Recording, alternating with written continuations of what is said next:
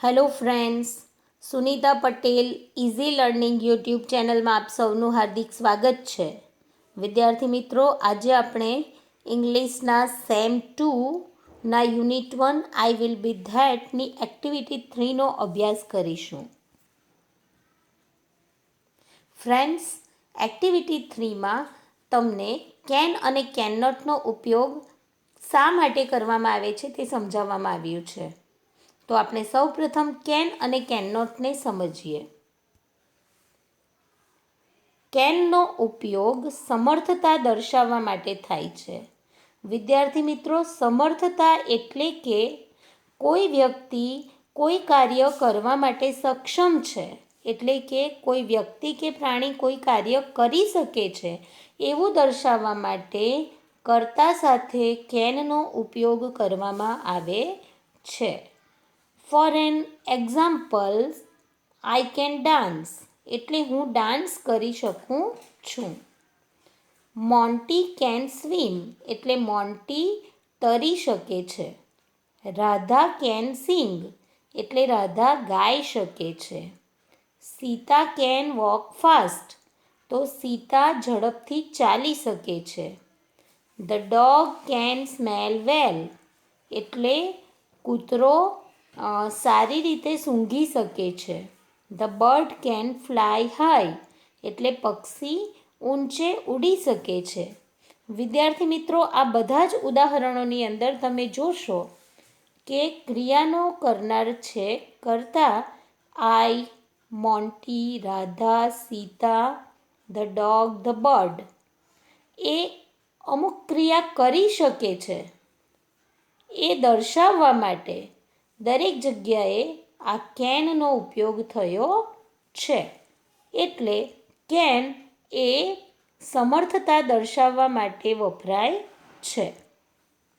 એ જ રીતે કેન નોટનો ઉપયોગ અસમર્થતા દર્શાવવા માટે થાય છે. અસમર્થતા એટલે કોઈ વ્યક્તિ કે પ્રાણી કોઈ કાર્ય કરવા માટે સક્ષમ નથી, એટલે કે એ કાર્ય કરી શકતું નથી એ દર્શાવવા માટે કેન નોટનો ઉપયોગ થાય છે. For an example, I can not swim in the sea હું દરિયામાં તરી શકતી નથી. બર્ડ કેન નોટ રન પક્ષી દોડી શકતું નથી. Elephant can not see clearly એટલે હાથી ચોખ્ખું જોઈ શકતો નથી, કારણ કે હાથીની આઈસાઇટ પુઅર હોય છે. The dog can not fly કૂતરો ઉડી શકતો નથી. Sita can not draw nicely Sita સારી રીતે ચિત્ર દોરી શકતી નથી. Rahul can not sing well Rahul સારી રીતે ગાઈ શકતો નથી.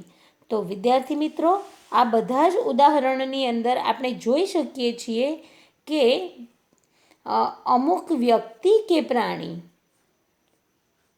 એ અમુક પ્રકારની ક્રિયા કરી શકતો નથી, તો તે દર્શાવવા માટે કેન નોટનો ઉપયોગ થયો છે.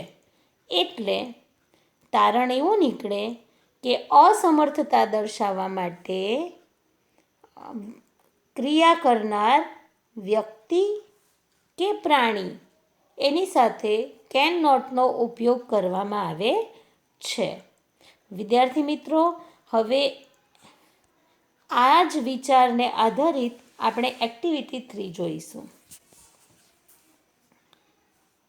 Activity 3, read the following passage નીચેના ફકરાને વાંચો. John is an acrobat. He works in Great Global Circus.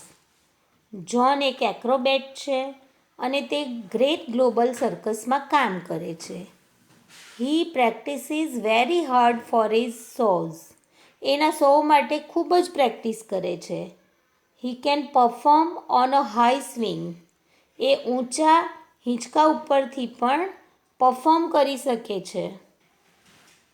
He can ride a motorcycle. એ મોનોસાઇકલ પર સવારી કરી શકે છે. He can walk on a rope. At a great height. એ ખૂબ જ ઊંચાઈએથી પણ રોપ પર એટલે કે દોરડા ઉપર ચાલી શકે છે. But he can not ride a horse. એ ઘોડા ઉપર સવારી કરી શકતું નથી. He can not jump through a fire ring. એ ફાયર રિંગમાંથી કૂદી શકતો નથી. He can not play tricks like jokers. એ જોકર્સની જેમ ટ્રીક રમી શકતો નથી. જેમ કે કોઈ જોકર હોય તો એ જુદી જુદી ટ્રીકથી બધાને હસાવવાનો પ્રયત્ન કરે છે, બધાને આશ્ચર્યમાં મૂકી દે છે, તો એવી ટ્રીક્સ એને આવડતી નથી. તો વિદ્યાર્થી મિત્રો, આ જે પેસેજ આપ્યો છે, આ પેસેજમાંથી આપણે ફાઇન્ડ આઉટ કરવાનું છે કે what John can do and what John can not do. John શું કરી શકે છે અને જ્હોન શું નથી કરી શકતો એ આપણે શોધવાનું છે પેરેગ્રાફમાંથી, અને એને ક્લાસિફાઈ કરવાનું છે, એનું વર્ગીકરણ કરવાનું છે. તો નાવ કમ્પ્લીટ ધ સેન્ટેન્સીસ. હવે આ સેન્ટેન્સીસને કમ્પ્લીટ કરો. તો અહીં આપણને આપેલું છે જ્હોન કેન એટલે જ્હોન કરી શકે છે, અને જ્હોન કેન નોટ એટલે જ્હોન નથી કરી શકતો. વિદ્યાર્થી મિત્રો, જ્યારે કેનની સાથે નોટનો ઉપયોગ કરવામાં આવે છે તો કેન નોટ આ રીતે સાથે લખાય છે. પેરેગ્રાફની અંદર કેન અને નોટ બંને છૂટું લખ્યું છે, જે અહીં પ્રિન્ટિંગ મિસ્ટેક છે, ભૂલ છે. આપણે કેન નોટ આ રીતે જ લખીશું. ચાલો જોઈએ. જ્હોન શું કરી શકે છે? તો he can perform on a high swing.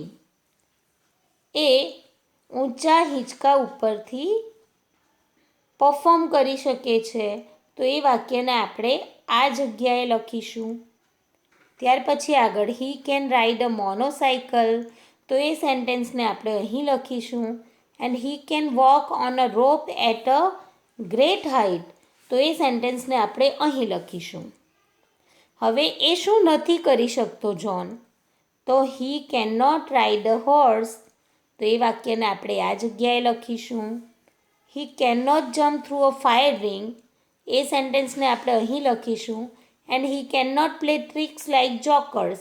એ સેન્ટેન્સને આપણે આ લાસ્ટ બોક્સની અંદર લખીશું.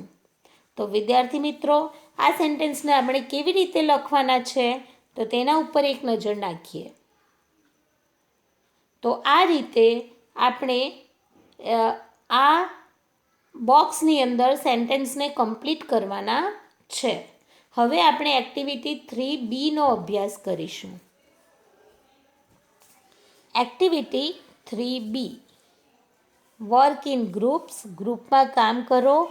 List 5 different ways in which you can and you can not use a ruler. એવી પાંચ જુદી જુદી રીતો શોધી કાઢો, એનું લિસ્ટ બનાવો કે જેના વડે તમે રૂલરનો ઉપયોગ કરીને કોઈ કામ કરી શકો અને કોઈ કામ નથી કરી શકતા. Think differently. જુદી રીતે વિચાર કરો. You can write more answers. તમે નવા જુદા જુદા આન્સર્સ શોધી શકો છો, વધારે આન્સર શોધી શકો છો. મોર એટલે વધુ. તમે વધારે આન્સર શોધી શકો છો. And put them on the notice board. અને તેને નોટિસ બોર્ડ ઉપર મૂકી શકો છો.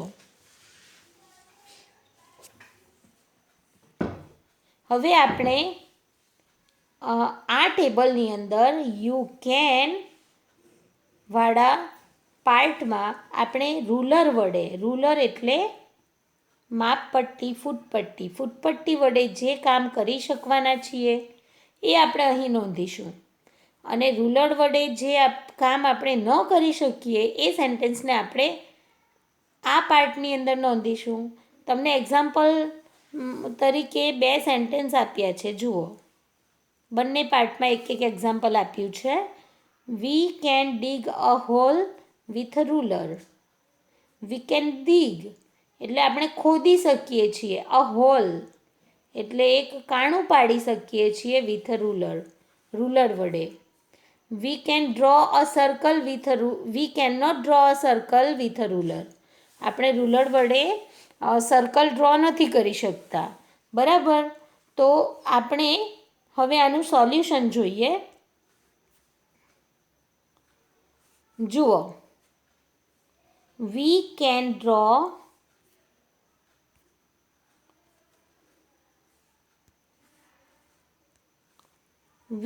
draw a straight line with a ruler.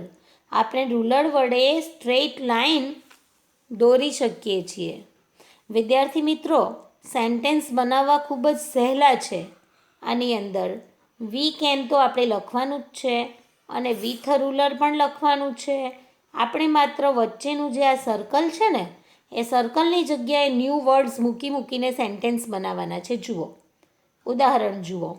We can, ત્યાર પછી ડ્રો અ સ્ટ્રેટ લાઇન. આ જગ્યાએ આપણે ફેરફાર કર્યો છે. વિથ અ રૂલર, આપણે રૂલરથી સીધી લીટી દોરી શકીએ છીએ. ત્યાર પછી આગળ વી કેન મેઝર ફેબ્રિક. એટલે શું? મેઝર એટલે માપવું અને ફેબ્રિક એટલે કાપડ. આપણે કાપડ માપી શકીએ છીએ વિથ અ રૂલર, ફૂટપટ્ટીની મદદથી. પછી વી કેન ડ્રો અ સ્ક્વેર, એટલે આપણે ચોરસ દોરી શકીએ છીએ વિથ અ રૂલર, ફૂટપટ્ટી વડે. We can split paper with a ruler, આપણે પેપરને સ્પ્લિટ એટલે કે સીધું જ ભાગ કરી શકીએ છીએ, ફાડી શકીએ છીએ વિથ અ રૂલર. હવે આગળ નેક્સ્ટ, કે આપણે શું નથી કરી શકતા રૂલરથી? તો we can not draw a circle with a ruler. આપણે રૂલરથી સર્કલ દોરી શકતા નથી. We can not draw a curve line with a ruler. આપણે વળાંકવાળી લાઇન ફૂટપટ્ટીથી દોરી શકતા નથી. કર્વ લાઇન મીન્સ આ રીતની લાઇન. બરાબર, આ રીતની. તો આવું આપણે રૂલરથી દોરી શકતા નથી. We can not cut fabric with a ruler. આપણે રૂલરથી ફેબ્રિક એટલે કાપડને કાપી શકતા નથી. We can not drink water with a ruler. આપણે રૂલર વડે પાણી નથી પી શકતા. અને we can not write with a ruler. આપણે રૂલર વડે લખી શકતા નથી. તો વિદ્યાર્થી મિત્રો, આ એક્ટિવિટીની અંદર આપણે જોયું કે કેનનો ઉપયોગ સમર્થતા દર્શાવવા માટે થાય છે. કે આ જગ્યાએ આપણે રૂલર વડે કયા કામો કરી શકવા માટે સમર્થ છીએ, કયા કામ કરી શકીએ છીએ, એ દર્શાવ્યું છે કેનના ઉપયોગ દ્વારા. અને અહીં કેન નોટના ઉપયોગ દ્વારા આપણે રૂલરની મદદથી કયા કામ નથી કરી શકતા, ખ્યાલ આવે છે, એ તમને શીખવવામાં આવ્યું છે. એટલે મિત્રો, બરાબર તમને યાદ રહેશે ને? કેનનો ઉપયોગ સમર્થતા દર્શાવવા માટે થાય છે અને કેન નોટનો ઉપયોગ અસમર્થતા દર્શાવવા માટે થાય છે. તો તમને આ કન્ટેન્ટની અંદર જો બરાબર સમજાઈ ગયું હોય અને તમને જો મારો આ વિડીયો ગમ્યો હોય તો મારી આ ચેનલને સબસ્ક્રાઈબ કરજો, આ વિડીયોને લાઈક કરજો અને તમારા મિત્રોને શેર કરજો કે જેથી તેમને પણ આ વિડીયો જોવા મળે. આપણે નવી એક્ટિવિટી સાથે નેક્સ્ટ સેશનમાં પાછા મળીશું. Bye bye.